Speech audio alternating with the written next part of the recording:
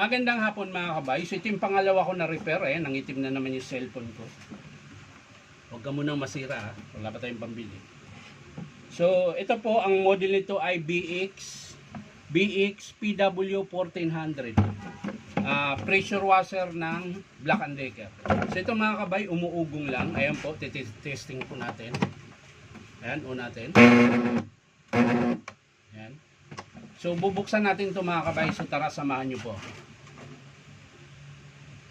So yan mga kabay, nabuksan ko na po yung kanyang screw. So yan, isang buo naman po yan. So kakalasin lang natin dito. Yun, kaya pala hindi makalas.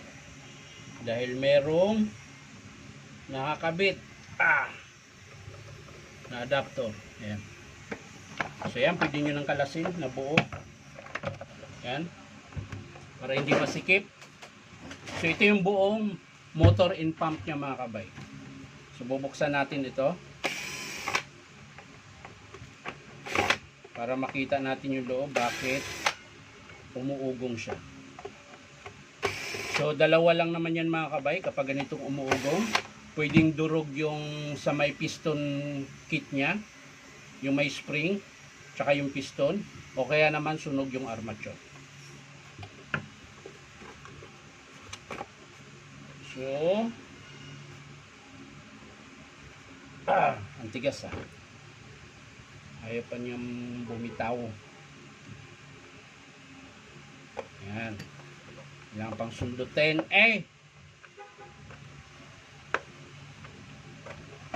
Yan. So, ito yung motor niya mga kabay. Ayan. So, ang init. Ayan. Stock up po talaga. Mapapansin nyo. Mainit yung kanyang armature.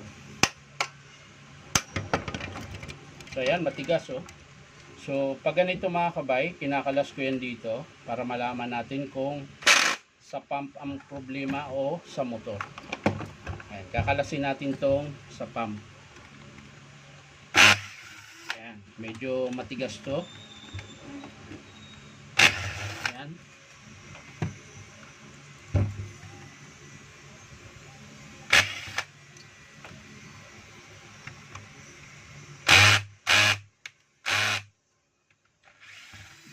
Talaga. Ngayon pa lang ito nabuksan mga kabay. Siguro simula nung pagbili, kaya medyo matigas. Yun. So para malaman natin mga kabay, papaandarin na po natin na nakaganito. Ayan. Pero kailangan natin ng gloves. Baka makuryente tayo. Tama. Papaandarin natin na nakaganito. So, pag ganito mga kabay, ingat-ingat lang. Sa akin, inuon ko na siya. Ayan.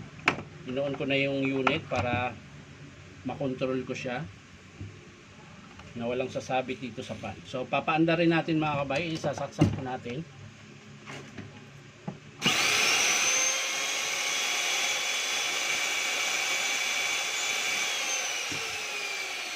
So gumagana yung pan mga kabay pero masiklab. So ibig sabihin mga kabay, dito po sa pump nag-stock up. Ayan. Pag mga ganito mga kabay, dinidiretso ko na ng estimate. Pero ito papakita ko sa inyo mga kabay, baklasin natin yung pump kung bakit siya nag-stock up. Ngayon, alamin naman natin ito kung bakit naman siya masiklab. Ayan. Baka naman maiksi yung carbon. So titingnan natin. Ayan, pag nagtanggal kayo ng carbon nito mga kabay, ayun, wala na po siyang carbon.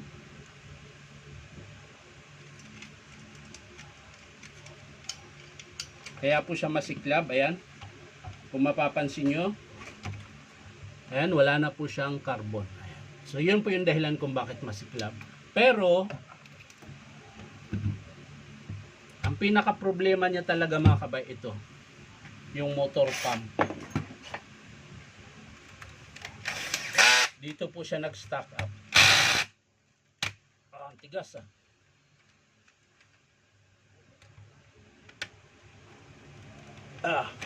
tigas. Hindi gaya ng impact screwdriver ko ah. So dito, sigurado bibigay yan sa dito mga kabay. Ayan. Luluwagan ko muna bago ko siya i-impact.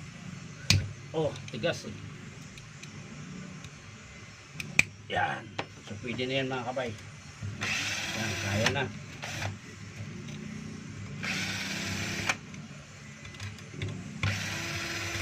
Iba pa rin yung lakas mga kabay sa tao. So ayan mga kabay, kung mapapansin nyo, tuyong tuyo. Wala na pong kalangis-langis. Ayan, durog po yung bearing. Ayan. Yan. So damay-damay na to mga kabay. So wala na akong magagawa nito kundi i-estimate yung isang buong motor and pump. So natuyuan po ito mga kabay. Oh. Pag mga ganito nyo na pressure washer mga kabay, halimbawa mga 6 months at kahit 3 months, dapat ipapacheck nyo kasi nauubos din yung langis dito. Ayan, dapat puno ng langis yan. Ayan, ito po natuyuan siya, kaya po siya ganun nangyari. Ayan. So ang mangyayari nito mga kabay, para na siyang bumiling bago kasi yung buong assembly nito, motor and pump ay nasa mga 2.8, tapos ang bago nito nasa 3.5 lang. So mas maigi pa siyang bumili ng bago.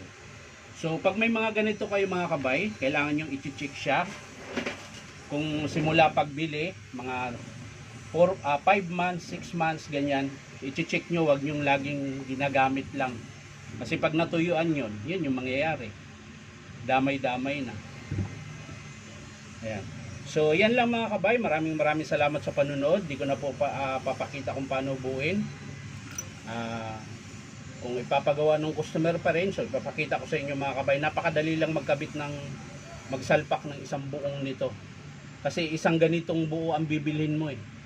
Ang ikakabit mo na lang mga kabay, ito, yung sa switch. Yung dalawang linya na manggagaling sa armature field coil, yun na lang ikakabit mo dito sa switch. So yan lang mga kabay, maraming salamat. Bye bye.